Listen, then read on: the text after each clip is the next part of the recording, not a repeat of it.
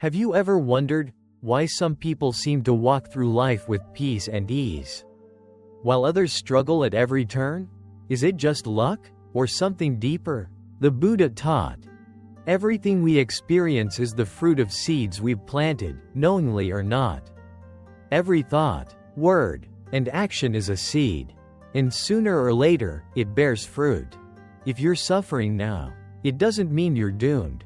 If your life is filled with joy, don't take it for granted, because karma is always ripening, and the next chapter of your life depends on what you plant today. This isn't superstition, it's a law of cause and effect, unfolding across time and lifetimes. In this video, we'll explore how you can start planting good karma right now and begin to transform your future. Not just in the next life, but in this one. Your better life may be just one thought, one act of compassion, one mindful moment away. Let's begin. Have you ever stopped to truly examine the patterns in your life? The way certain situations seem to repeat, certain emotions arise again and again, and how people show up in ways that feel eerily familiar. Maybe you've found yourself in cycles of conflict, loneliness, or struggle. Or perhaps you've noticed that peace comes easily to you, or that opportunities just seem to appear when you need them most. The Buddha would say, none of this is random. Everything you experience, every joy, every pain, every challenge and blessing, is the fruit of causes and conditions. And while the full complexity of karma stretches beyond what the human mind can fully grasp, its essence is quite simple. Our lives are shaped by what we do, think, and say. We are planting seeds every moment, and those seeds will eventually grow. In the West, we often speak of karma as if it's just poetic justice. What goes around, comes around, people say with a shrug. But for the Buddha, karma is far more profound. It's not a system of punishment or reward. It's the natural law of cause and effect unfolding moment by moment. When we understand this, we begin to take responsibility, not with guilt, but with great compassion and care, because it means that nothing is fixed. We're not doomed by our past mistakes, nor are we permanently blessed by past good luck. The future is still being written, and we are the ones writing it. The good news is this. You don't need to wait lifetimes to see the results of good karma. While some seeds take time to ripen, others can bear fruit quickly. A single kind act can shift the course of a day. A sincere apology can heal years of pain. A decision to stop harming and start helping can begin to reshape your inner world right now. But to begin this process, we must become aware. We must begin noticing what kinds of seeds we're planting, through our speech, through our actions, and even through our private thoughts. Because every moment is an opportunity to plant something. Will it be fear, anger, and selfishness? Or will it be love, compassion, and mindfulness? The Buddha emphasized that our actions are like echoes. They don't disappear when the moment ends. They ripple outward. When you speak with anger, that energy doesn't stop with your words. It affects the person who hears you. And it lingers in your own heart. When you act with generosity, that too continues. It uplifts others and softens your own mind. Think about the people in your life who make you feel safe, warm, and accepted. Likely, they carry that energy because they've cultivated it.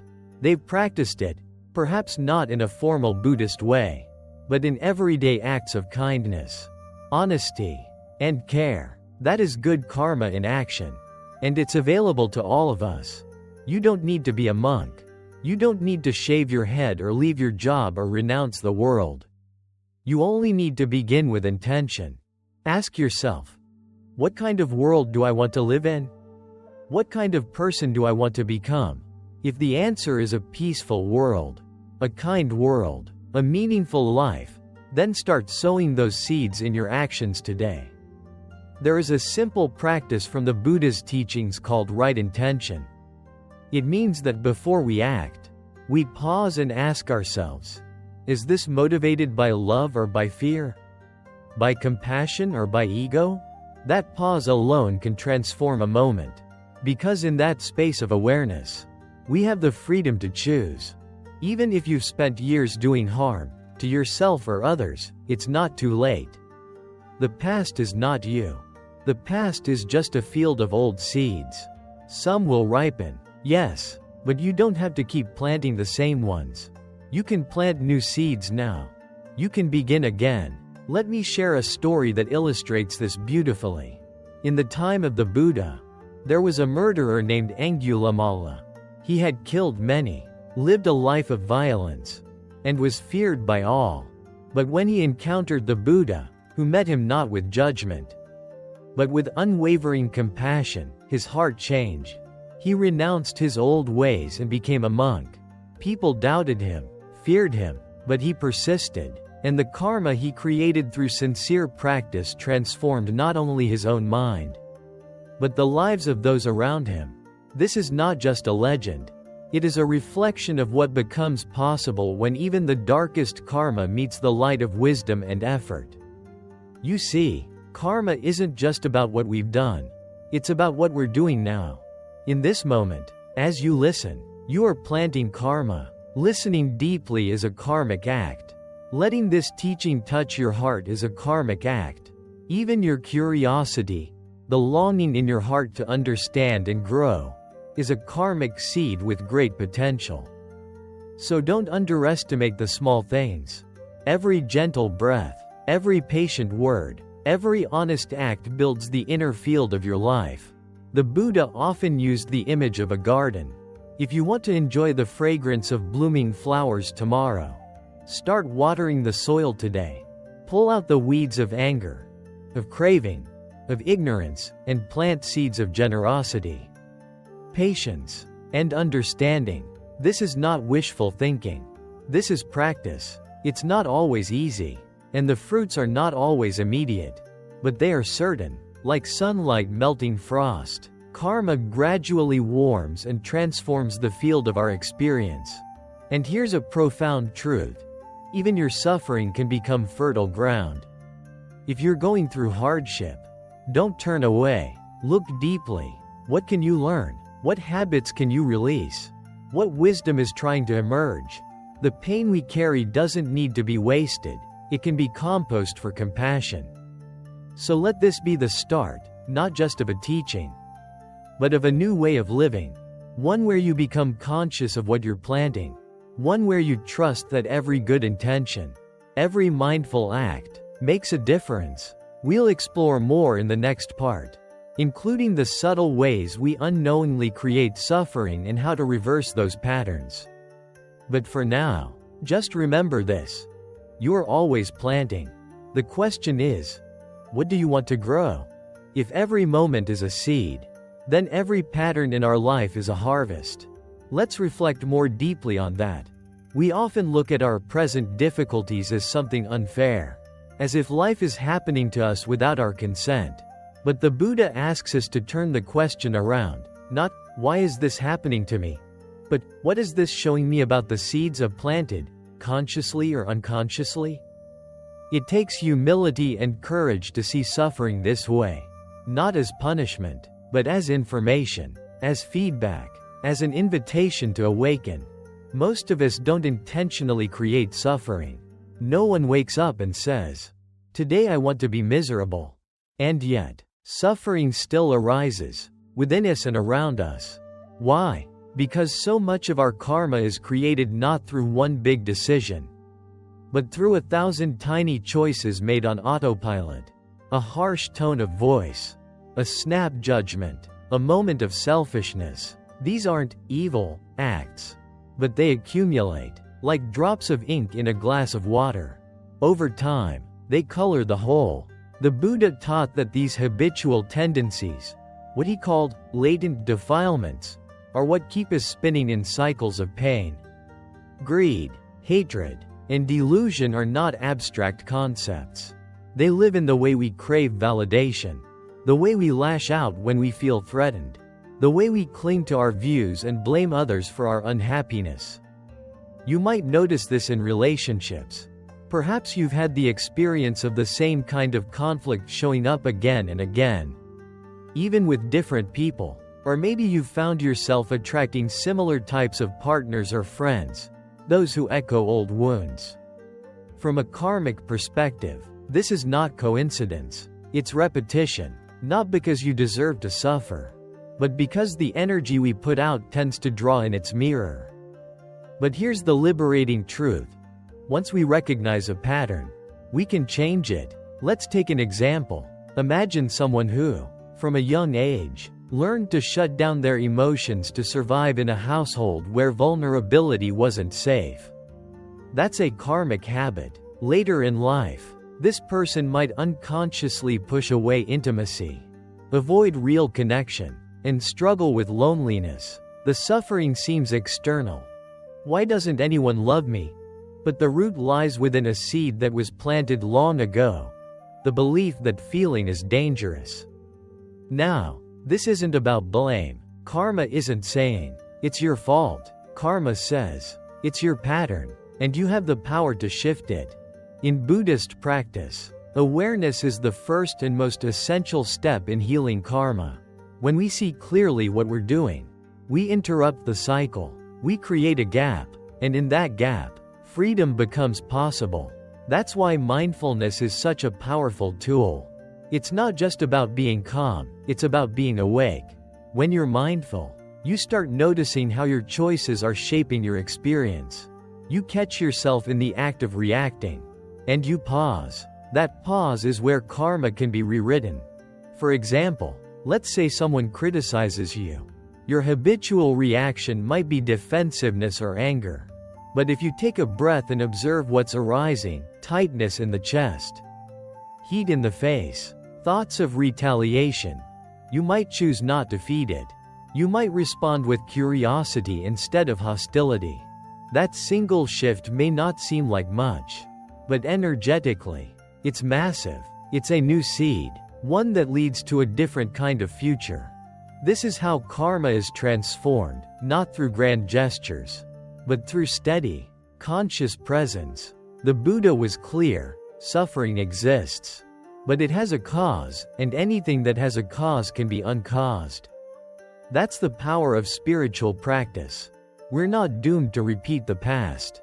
The past influences, yes, but it doesn't imprison. Another way we unknowingly create suffering is through the stories we tell ourselves. I'm not good enough. I always mess things up. People can't be trusted. These inner narratives become karmic scripts. We live inside them, act them out, and attract situations that reinforce them. But stories, like seeds, can be composted. What if you began to water new narratives? I am learning to be kind to myself. I am capable of change. I deserve peace, even if they feel awkward or untrue at first. These are the seeds of different karma.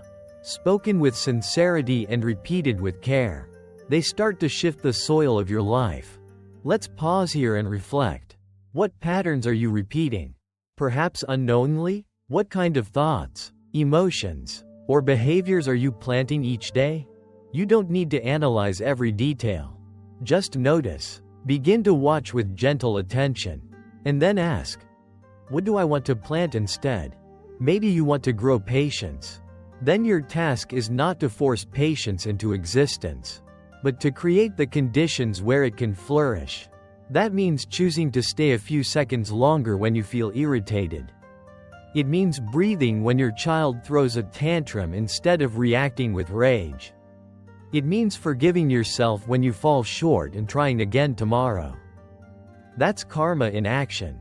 There's a beautiful teaching in the Dhammapada, one of the earliest collections of the Buddha's words. He says, "Speak or act with an impure mind and trouble will follow you as the wheel follows the ox that draws the cart. Speak or act with a pure mind and happiness will follow you like a shadow that never leaves." This is not metaphor. It is an energetic truth. Our actions leave trails. They shape the quality of our days, the clarity of our mind, the softness or tightness of our heart. So how do we begin to speak and act with a purer mind? First, we return to intention. Before speaking, ask, is this true? Is it kind? Is it necessary? Before acting, ask, does this bring harm? Or does it bring healing? These simple questions are like turning the soil before planting. They prepare the field. Second, we practice honesty, not just with others, but with ourselves. The Buddha said that self-deception is one of the most dangerous roots of suffering. If we're not willing to look at how we create harm, even subtly, we'll never be free of it. This is not easy. It requires humility, but it's also a great act of love, to see ourselves clearly and still choose compassion. Third, we begin to repair what we've broken. If you've hurt someone, apologize. If you've betrayed your own values, recommit. Karma can't always erase the past, but it can redeem it. Every act of sincere repair plants powerful seeds. Finally, we cultivate merit, not in a transactional sense, but in the Buddhist sense of nourishing the mind with wholesome acts. Giving to others, sharing joy, rejoicing in others' success, forgiving, meditating, listening deeply, all of these are ways to grow good karma. And we do it not to earn favor, but because it makes the heart light. You don't have to wait for a perfect moment. Start where you are, today. Sweep your house with mindfulness. Speak to a stranger with kindness. Forgive yourself for yesterday. Each act matters. Remember, karma is not destiny, it's direction. And every choice you make is a step toward suffering or liberation. The path is yours to walk. In the next part, we'll explore how even the smallest positive acts can create powerful ripples, and why the good karma you plant now may bear fruit far sooner than you think. But for now, simply hold this truth. What you're living is what you're planting. And you have the power to plant something new. Right here, right now. In our last reflection, we explored how even the subtle, unnoticed patterns of our mind and actions can shape the course of our lives. We saw that suffering often emerges not from grand misdeeds, but from small habits repeated over time. The same is true for peace. The same is true for joy. The seeds of a better life do not require grand gestures. They require quiet consistency. One of the most overlooked truths in karma is this: small good actions are not small at all. In the eyes of the Buddha, every wholesome thought, every kind gesture, every moment of mindfulness carries weight. These are not minor things. They are the fabric of transformation. The world doesn't change all at once.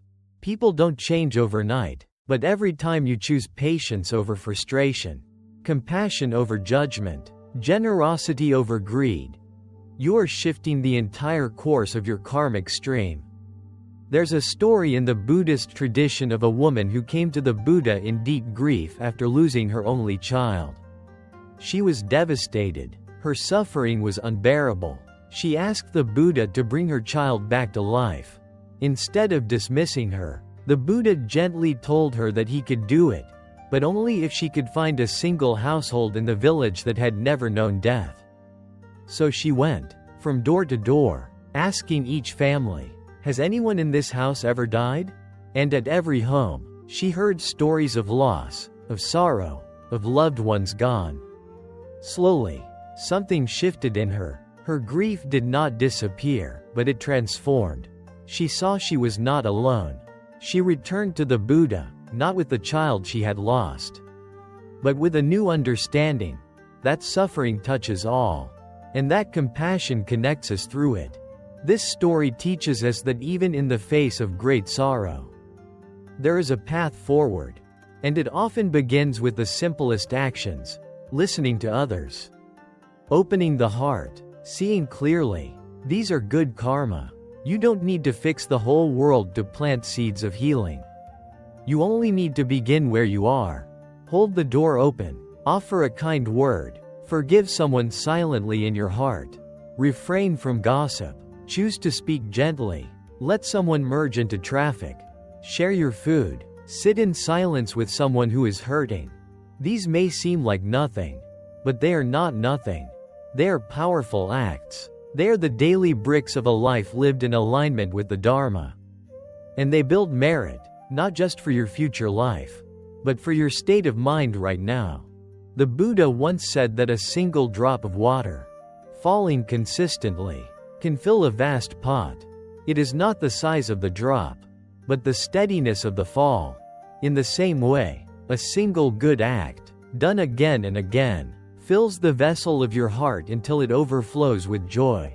Many people think they must do something big to create good karma, donate huge amounts of money, go on long retreats, or change the world. But the teachings remind us that even a single breath taken with mindfulness is a karmic shift. Even wishing others well, quietly, in your heart, is a form of merit. In fact, the intention behind your act often matters more than the act itself. If you give a gift but expect praise or recognition, that karma is mixed. But if you give freely, with no strings, the merit is pure and deep. The Buddha called this the joy of giving, and it is a practice available to everyone, regardless of wealth or status. You can give your time, your presence, your patience, your silence. Think of a time someone did something small for you that changed your day. Maybe they remembered your name. Maybe they helped you without being asked. Maybe they simply smiled when you needed it. That small act didn't just help you, it created a ripple that likely extended far beyond. This is how good karma works.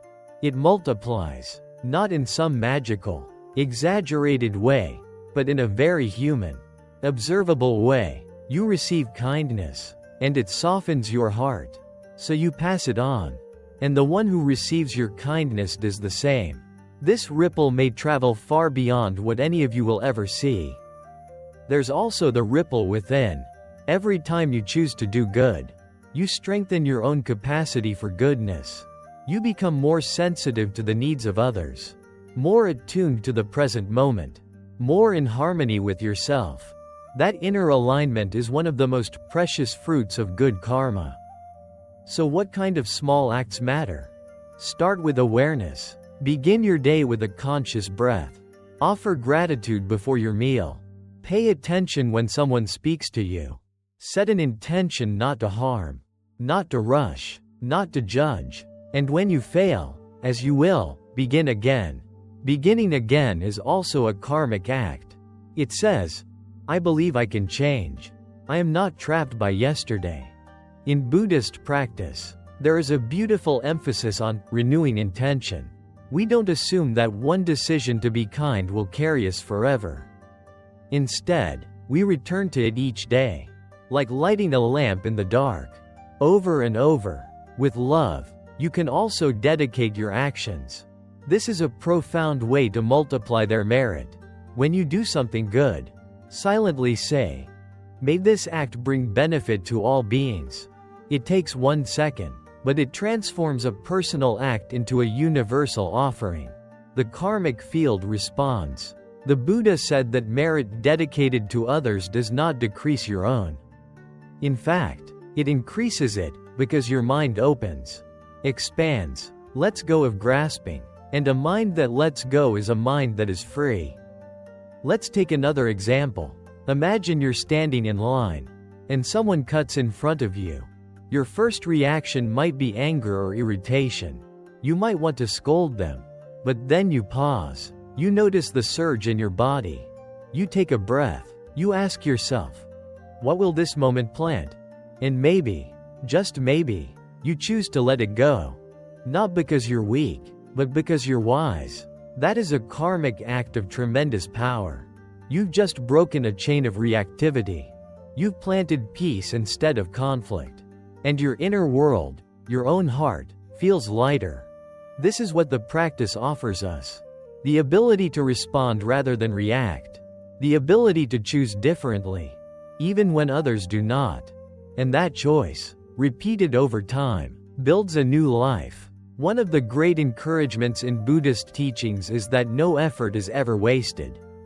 No good deed, however small, is lost. It may not bear fruit right away, You may not see the outcome clearly, but like seeds planted underground, something is taking root. Trust that. Let your life become a garden, not of perfection, but of sincere, steady planting. Water it with mindfulness. Pull the weeds of self-centeredness. Fertilize it with compassion, and keep going. We live in a world that often tells us we are not enough, that we must do more, have more, be more. But in the Dharma, enough is already here. The next good act is enough. The next breath is enough. The next moment of stillness, of care, of presence, that is enough. You are not too broken. You are not too late. You are not too small. You are a field of infinite potential. And you can begin, today, to plant a better life.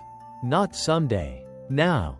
In the next part of our journey, we will explore how karma ripens, why some actions seem to bring immediate results, while others take time. We'll look into how to remain patient, trust the process, and keep planting good even when the world doesn't immediately reward it. But for now, rest in this truth. Everything matters. And your smallest acts of goodness are sacred. You've been planting good seeds. You've been pausing before reacting, speaking with more kindness, offering help without expecting anything in return. And yet, life doesn't always seem to reward your efforts. Sometimes it even feels like the opposite happens. You try to do good, but obstacles still come. You're generous, but still struggle financially. You speak kindly, but people still hurt you. And then you look around and see others who lie, cheat, and manipulate, succeeding, thriving, even being praised. It's natural to ask, where's the justice? Where is the karma? This is one of the most profound and challenging questions in spiritual life. But it's also where the teachings of the Buddha offer incredible clarity and comfort.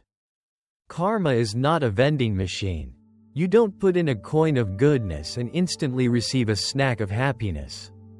It doesn't work on your timeline or according to your expectations. Because karma isn't about reward or punishment, it's about causes and conditions. And causes need the right conditions to bear fruit. Think of an apple seed. You plant it in fertile soil, but you don't get apples tomorrow. First, it sprouts. Then it grows. Over time, with water, sunlight, and care, it becomes a tree. Then, only then, it bears fruit. The seed was good, but it needed the right timing. Karma is the same. The energy of your good actions is never lost. It's held in the field of your consciousness. But whether it ripens now, next month, next year, or even in your next life depends on many factors: the strength of the action, the purity of intention, your current mental state, your previous karma, and the conditions of your life. This is why some people do terrible things and seem to escape consequences, at least for a while. Their past karma may still be supporting them. The fruits of their unwholesome acts may not yet have matured, but they will. No seed disappears. It waits. This understanding calls us to patience. Deep patience. The kind that trusts the law of nature even when the results are invisible.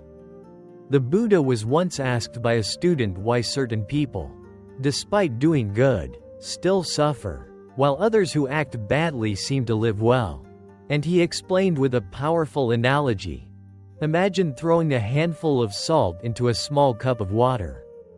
The water becomes undrinkable, but throw the same handful into a vast lake, and the taste hardly changes. In the same way, a person with a small, reactive mind will feel the sting of even minor karma.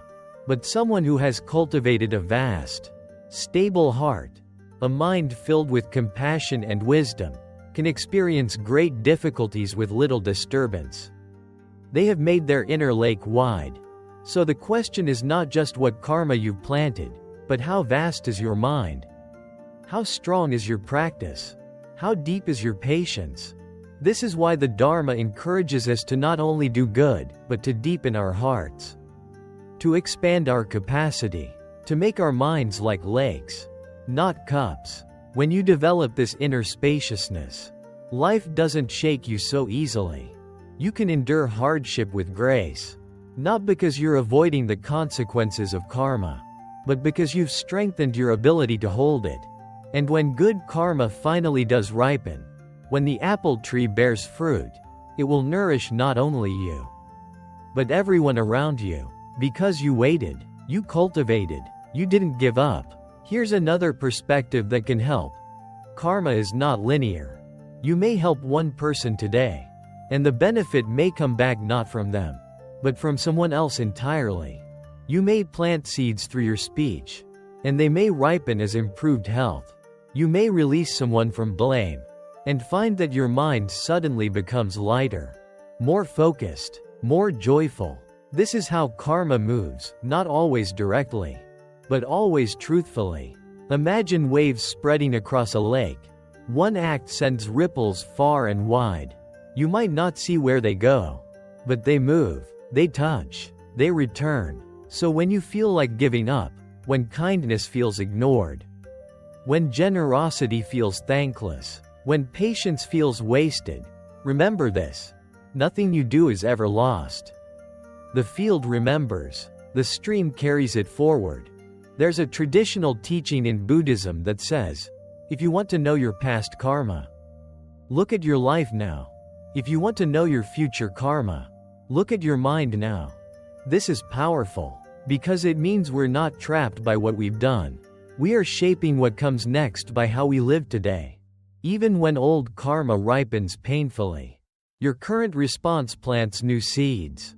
You may be living through a storm, but you're planting calm. You may be experiencing loss, but you're planting generosity. You may be facing betrayal, but you're planting forgiveness. These new seeds will bear fruit. Perhaps not immediately, but inevitably. A great master once said, when you plant a tree under whose shade you may never sit, you are practicing true Dharma. This is selfless merit, karma that is offered without attachment to result. This doesn't mean you never see benefit. In fact, you may notice that even amid challenges, your heart feels more peaceful. You sleep more easily. You feel aligned with something bigger than yourself.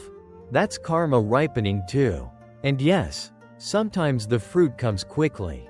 There are actions so powerful, so pure, that their results appear swiftly. A sincere act of generosity, a deep vow to change, a moment of true forgiveness. These are strong karmic energies. They shift things fast, but you don't need to chase big actions. You need to trust steady ones. Planting good karma is like lighting candles in a dark room. Each one brings more light. And even if the room isn't fully bright yet, you can feel the shift. That's how you know it's working. Let's also be honest, there will be moments of doubt. Moments when you question if it's worth it. Moments when the pain of old karma feels heavier than your hope. In those moments, return to breath, return to presence, return to the truth that the universe is always responding to sincerity. The Buddha didn't promise a life free of pain. He promised freedom from confusion. When you understand karma deeply, life stops feeling random. You stop taking things personally. You begin to see that everything, every moment, every meeting, every setback, is part of a larger unfolding. And your role in that unfolding is active. You are not a victim of karma. You are its steward. So keep planting, keep practicing, keep opening, because the results will come. In their own way, in their own time, in the exact form you need. In the next part of our journey, we will explore how to align our intentions more clearly with our actions, how to make sure we're planting not just any seeds, but seeds that match the life we truly want to live. For now, let this truth settle. Trust the seeds, trust the timing, and above all, trust the practice. By now, we've explored the nature of karma, how it's planted, how it ripens, and why we sometimes don't see immediate results. But even as we learn to trust the timing of good karma, there's an even more subtle dimension we must understand: how our intention determines the true quality of what we plant. Because not all good actions lead to the same fruit. A kind act done with pride is different from one done with humility. A donation given to show off is karmically different from one offered quietly from the heart. On the outside, they may look the same, but karmically, they are worlds apart. This is why the Buddha emphasized right intention, samma sankappa, as part of the Eightfold Path. It's not just about what we do. It's about why we do it. Every action is born from intention, and that intention carries the energy of the seed. If the seed is ego, fear, or attachment, then the result will carry that same flavor, even if the surface appears noble. But when the seed is pure, compassionate, wise, selfless, the result, too, will reflect that purity. Take a simple example. Imagine helping a friend move into their new apartment. You smile, carry boxes, and act cheerful, but inside, you're resenting every minute. You agreed out of guilt, or because you wanted them to owe you. That's still planting karma, but it's mixed. There's friction, and later, you may feel drained, irritated, or unappreciated. Now imagine doing the same act, but this time, your intention is clean. You're genuinely happy to help. You want your friend to feel supported. You enjoy their joy, even if it's tiring. You feel good inside, energized, light. That's wholesome karma in action. That's planting the kind of seed that brings both inner joy and outer harmony. So if you truly want to create better conditions for your life, if you want to plant karma that leads to real peace, not just surface-level reward, you must practice aligning your intention with your deepest values. Ask yourself regularly, why am I doing this? And don't be afraid of the answer. You're not trying to be perfect. You're trying to be honest. And honesty leads to clarity. Clarity leads to alignment. And alignment is what creates unshakable peace. We live in a world obsessed with results. People measure success by outcomes, money, praise, approval, productivity. But in the Buddha's view, true success lies in purity of heart. You may not always be able to control what happens after your action, but you can always take responsibility for the intention behind it. This is why great masters often say, let go of the fruit. Focus on the root. Don't act out of anxiety for results. Act out of compassion. Don't speak just to be liked. Speak to be truthful. Don't give just to feel good. Give to free yourself from clinging. That's how karma becomes liberating instead of binding. There's a teaching that says, intention is the seed. Action is the soil. Attention is the water. What does this mean? It means the beginning of good karma starts with intention. A pure wish. A thought of goodwill. A resolve to help. But if that intention is never acted on, if the seed is never planted in the soil, it bears no fruit. Goodness must move from heart to hand. And even after you act, attention must remain. Without mindfulness, good deeds can turn sour. You can start with a kind heart and slowly slide into ego. Or you can act out of love, and then become frustrated when others don't appreciate you. So the work is continuous: intention, action, attention. And what strengthens this whole process is awareness. The kind of awareness that knows not just what you're doing, but who you are becoming through the doing. This is what turns karma into spiritual growth. For example, let's say you're trying to practice patience. You're stuck in traffic. You want to scream, but instead, you breathe. You relax your shoulders. You accept the moment. That's good karma. But if you do it while clenching your teeth and muttering, "This better make me a better person," then the seed is compromised. Instead, try silently offering the moment as practice. May this small surrender soften my heart. That's how intention transforms even irritation into a path of awakening. Let's look at another example. You're at work, and a colleague takes credit for something you did. Your first reaction is hurt, then anger. You want to expose them, or at least defend yourself. But then you remember the teaching.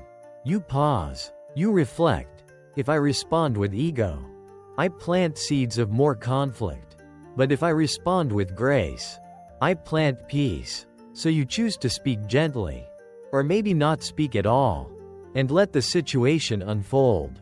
You've acted with dignity. You've planted karma aligned with wisdom.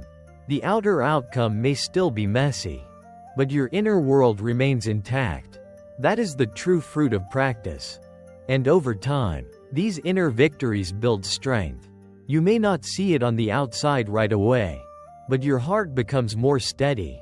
Your mind becomes more clear. And that clarity is the deepest form of good karma. Here's something that's easy to miss. Our intention is not fixed. It's trainable. You don't have to wait for noble feelings to arise. You can cultivate them. If you struggle with jealousy, try celebrating others in your heart. At first, it may feel fake, but keep doing it. If you feel greedy, practice small acts of generosity. If you feel cold or closed off, offer a smile, a kind word, not to impress but to transform. The Buddha said that we become what we repeatedly do, not just physically, but mentally. So even if your heart is full of confusion now, it can become clear. Even if you've acted out of ego for years, you can start again. This is where aspiration comes in. Set an intention daily, even if it's small. Today, may I speak kindly. Today, may I cause no harm. Today, may I listen with an open heart. These are powerful karmic seeds. They orient your mind. They tune your inner compass. And when you combine these aspirations with action, the transformation begins. And remember, the more aligned your intention and action are, the stronger your karma becomes. It's like the difference between a scattered beam of light and a laser. When you live from your values, with no gap between what you believe and what you do, your life becomes radiant, focused, impactful. So reflect now. What kind of life are you trying to build? What kind of person are you becoming? Are your daily actions aligned with that vision? Because it's not just what you want that determines your future. It's what you practice. Want peace? Practice gentleness. Want clarity? Practice honesty. Want freedom? Practice letting go. Let this part of your journey be about that alignment. Let it be a time where you stop acting out of habit and begin acting from intention. Where every choice is infused with awareness. Where you no longer plant seeds blindly, but consciously. This is what it means to live the Dharma, not just in theory, but in every step, every word, every breath. In the next part, we'll explore how to sustain this practice over time, how to keep planting good karma even when you feel tired, discouraged, or alone, because it's one thing to begin, but the real transformation happens when we learn how to continue, day by day, for the long journey ahead. But for now, rest in this knowing. You don't need a perfect life. You just need a sincere heart. Let your intention be kind. Let your actions be mindful. And let your attention be steady. That's the path. That's the way. That's how karma becomes compassion. So far on this path, you've learned how karma is planted, how it ripens, and how intention must align with action to truly shape the life you want to live. But even when you understand these truths, even when your heart is committed to growth, there comes a time, sometimes many times, when the path feels heavy.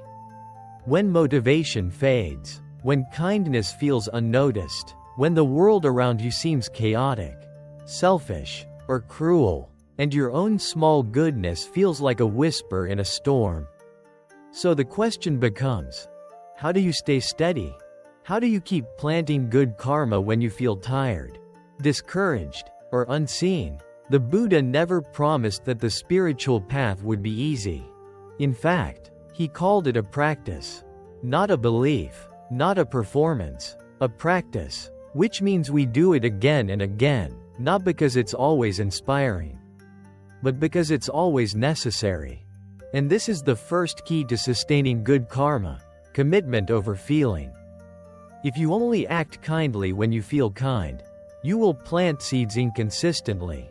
If you only meditate when you feel peaceful, you will rarely sit. But when you see practice as commitment, as a way of life, not just a mood, you begin to embody the Dharma. Imagine a farmer tending his crops. Some days it rains. Some days the sun is too harsh. Some days he's tired or uninspired, but he keeps watering, keeps weeding, keeps showing up, not because he always feels like it, but because the harvest depends on steady care. Your inner harvest is the same. Some days your generosity flows freely. Other days it feels forced. Some days you're patient with ease. Other days, you struggle not to snap.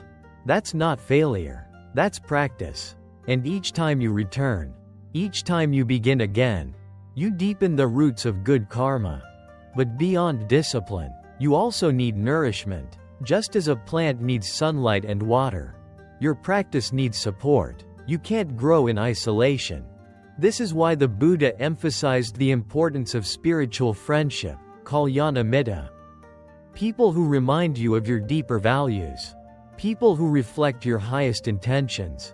People who encourage you when your own voice grows quiet. Do you have those people in your life? If not, seek them. They may be in a local meditation group, an online Dharma community, or even in books and teachings that resonate with your soul. Surround yourself, as much as you can, with reminders of truth. And just as important, be that kind of friend for others. When you offer support, you strengthen your own commitment. When you remind others to stay kind, you deepen your own compassion. Next, learn to celebrate small victories. One of the reasons we lose momentum is because we expect immediate transformation. We plant seeds and want a garden overnight.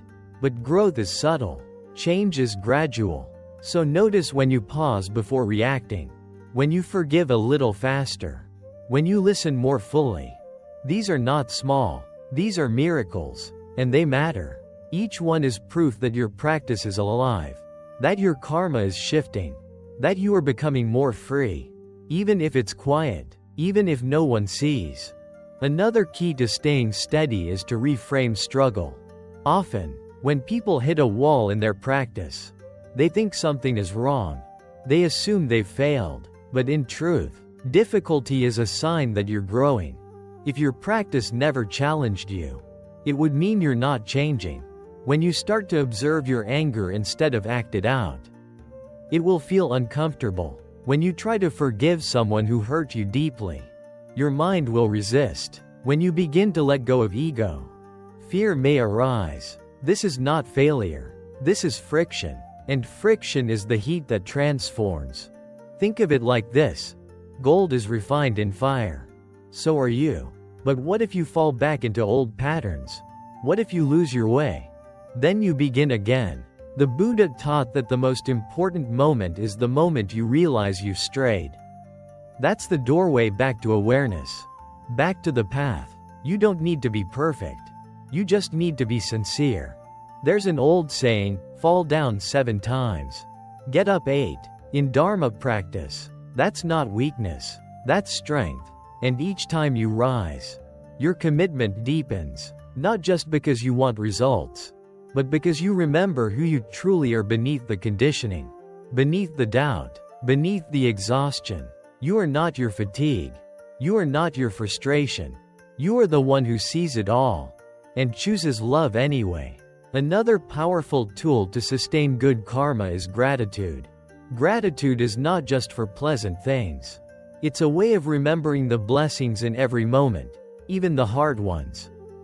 Be grateful for the opportunity to practice, even when it's uncomfortable. Be grateful for the people who test your patience. They're your teachers. Be grateful for each breath. It means you're alive. And that means you still have time to plant better seeds. Gratitude turns obligation into devotion. It transforms routine into reverence. When you see life as sacred, even your smallest acts carry light. Lastly, never underestimate the power of silence and stillness. When you feel overwhelmed by the noise of the world, return to the breath. Sit in stillness, even for a few minutes. Let your body settle. Let your thoughts slow. Let your heart speak. In that space, you'll remember why you began. And you'll remember this, that you don't need to do everything. You just need to do the next right thing. With care, with presence, with intention. That's how good karma is planted. And that's how it's sustained. So if you're listening to this and feeling tired, or discouraged, or lost, let this be your reminder. You are not failing. You are unfolding. Keep going. And if no one sees you, if no one thanks you, if no one understands what you're trying to do, let this voice say it now. Thank you. Thank you for your effort. Thank you for your kindness. Thank you for choosing peace when it was easier to fight. Thank you for pausing when it was easier to react. Thank you for coming back to your values. Again and again.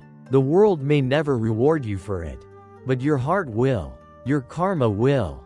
And in time, so will your life. In the final part of this journey, we will reflect on how good karma ripens not only in this life, but also in the next.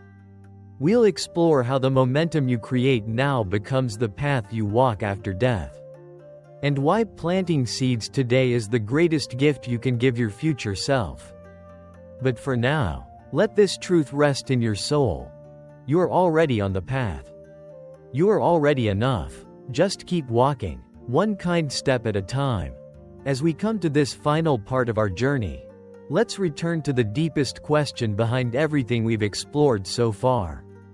Why does planting good karma truly matter? Not just for peace in this life, not just for relationships, for health, or success, but for something much bigger, more lasting, more profound. Because what we are doing, moment by moment, is shaping not only our experience now, but the very path of our consciousness beyond this body. We are planting the seeds that will unfold not just in this life, but in whatever comes next. According to the Buddha, our current life is not the beginning, nor is death the end. This life is a chapter in a much longer journey. And in that journey, karma is the thread that continues from one life to the next, carrying all the momentum we've built through our thoughts, words, and deeds. It's important to say this gently, because many people are afraid of death. We live in a culture that avoids the topic, that pushes it away, that tries to pretend we'll live forever, or that nothing exists after the final breath. But the Buddha looked directly into this truth and did not flinch. He taught that death is not to be feared, but to be understood, and most importantly, to be prepared for, not with anxiety, but with wisdom. So what prepares us for death? Not wealth, not titles, not followers, not possessions, only the quality of your heart, only the karma you've planted, only the habits of mind you've trained and nourished every single day. There's a story in the Buddhist tradition of a king who asked the Buddha, "How can I prepare for death when I have so many duties and distractions?" And the Buddha answered, "You prepare by living every moment with awareness, by treating each person with kindness, by letting go of clinging. Because when the body falls away, only the mind remains, and the mind will follow the energy it's most familiar with." In other words, death does not transform us into something new. It reveals who we've become. If we've cultivated generosity, the mind will move toward abundance. If we've cultivated compassion, it will move toward peace. If we've cultivated anger, greed, or fear, those energies will shape the next stage of our existence. This is why good karma matters now, because you're not just creating a better day. You're creating a better death. And through that, a better rebirth. And it's not about fear. It's about continuity. It's about taking full responsibility for your evolution as a being. You might ask, but how can I know what will happen after I die? The truth is, you don't need to know every detail. What you do need is trust in the law of cause and effect. Trust in the clarity of your own heart. Think about it like this. When you fall asleep, the quality of your thoughts right before sleep affects your dreams. Similarly, when you die, The state of your mind at that moment affects what comes next. And what determines that state? A lifetime of practice. This is why monks and practitioners repeat the Buddha's name, why they meditate each day, why they try to live with love, even when it's hard. They are not being naive. They are preparing the mind to meet death like a friend, not an enemy. And that's something you can do too. Every time you choose kindness over anger, you are preparing for death. Every time you let go of a grudge, you are lightening your future. Every time you help someone without needing recognition, you are planting merit that may carry you gently through the transition beyond this body. In Buddhism, this is called transcending the cycle, moving beyond blind rebirth, moving toward awakening. But even if you don't believe in future lives, the truth still stands. Good karma brings peace now. It brings clarity, connection, courage. It allows you to meet challenges with grace. It gives your life meaning, not because of what you achieve, but because of who you are becoming. And so we return to the simplest teaching. Plant good seeds. Don't wait until things fall apart. Don't wait until it's too late. Begin today, right here, with what you have, where you are. Maybe you're carrying pain. Maybe you've made mistakes. Maybe you feel behind or lost. That's okay. Start here, right now. You can choose to stop the chain of harm. You can stop reacting from fear. You can begin responding from love. You can speak words that heal instead of wound. You can take a breath instead of shouting. You can give without needing anything back. You can be still instead of rushing to fix everything. These small choices, repeated daily, shape your whole future. One day, your body will lie down for the last time, but your actions will echo. Your energy will continue. Your heart will carry you forward. So what kind of heart are you building? One that clings? Or one that releases? One that fears? Or one that trusts? One that takes? Or one that gives? This is not about being a saint. It's about being sincere, being willing, being present. And if you ever wonder whether you're good